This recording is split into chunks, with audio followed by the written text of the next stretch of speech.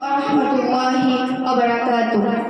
Nahmaduhu wa nusalli ala rasulihil karim. Amma ba'd. Fa'udzu billahi minasy syaithanir rajim. Bismillahirrahmanirrahim.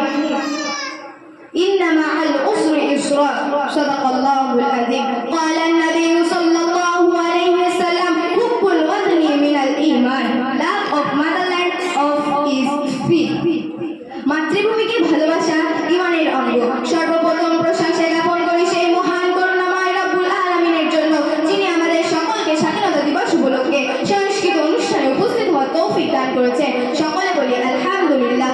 সম্মানিত বন্ধুগণ, independence day ভারতবাসীর জন্য একটি আনন্দ এবং খুশির দিন হিসেবে উদযাপিত হয়, কেননা এই দিনে দীর্ঘ 200 বছরের পরাধীনতার শিকল থেকে আমাদের দেশে উজ্জ্বল সূর্য উদয় হয়েছিল।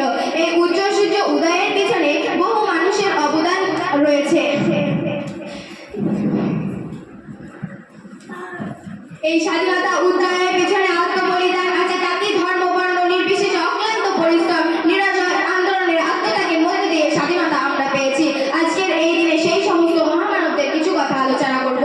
সম্মানিত বন্ধুগণ, আমাদের দেশের স্বাধীনতা সংগ্রামীদের নিয়ে আলোচনা করতে গিয়ে আমার মনে পড়ে যায় নেতাজি সুভাষচন্দ্র, মহাত্মা গান্ধী, বিনয় বাদল দীনেশ, মাস্টারদা সূর্য সেন, প্রীতিলতা মাতঙ্গিনী হাজরার কথা।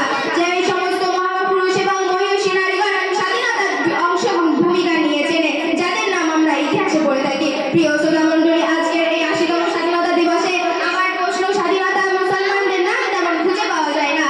ভারতের ঐতিহাসিকদের এই কথাটা স্বীকৃত যে মুসলমানগণ যদি ভারত স্বাধীনে অগ্রণী ভূমিকা না রাখত, তাহলে ভারত স্বাধীনতার 100 বছর পিছিয়ে যেত।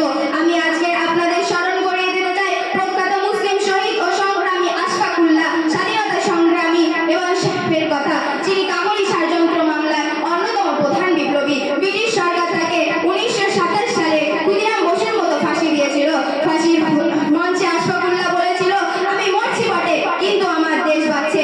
মনে পড়ে যায় কাশ্মীর নবকবি রহমাতুল্লাহ আলাইহ খান বাহাদুর খান, টিপু সুলতান, মীর নিসার আলী, যিনি বাংলা ওহাবী আন্দোলন এবং কৃষক আন্দোলনের প্রধান নেতা। সম্মানিত বন্ধুগণ, আমাদের ভারতবর্ষে কনস্টিটিউশন বা সংবিধানে একটা কথা আছে, ইকুয়ালিটি, অর্থাৎ সাম্য, যার ব্যাখ্যা হলো সমস্ত মানুষকে সমান চোখে দেখা। বড়ই আফসোসের বিষয় যে ভারতবর্ষের স্বাধীনতা আন্দোলনে সকলের ভূমিকা ছিল, সেই জায়গায় শুধু মুসলমানদের নাম বেছে বেছে বাদ দেওয়ার কারণ হলো এর অন্তত সংবিধানে স্বীকৃতি ইকুয়ালিটিকে অস্বীকার করা। অতএব আজকের এই 80তম স্বাধীনতা দিবসে আমার একটাই দাবি হলো সমস্ত শহীদকে সমান চোখে দেখা হোক। এই বলে আমি আমার সংক্ষিপ্ত বক্তব্য ইতি করলাম।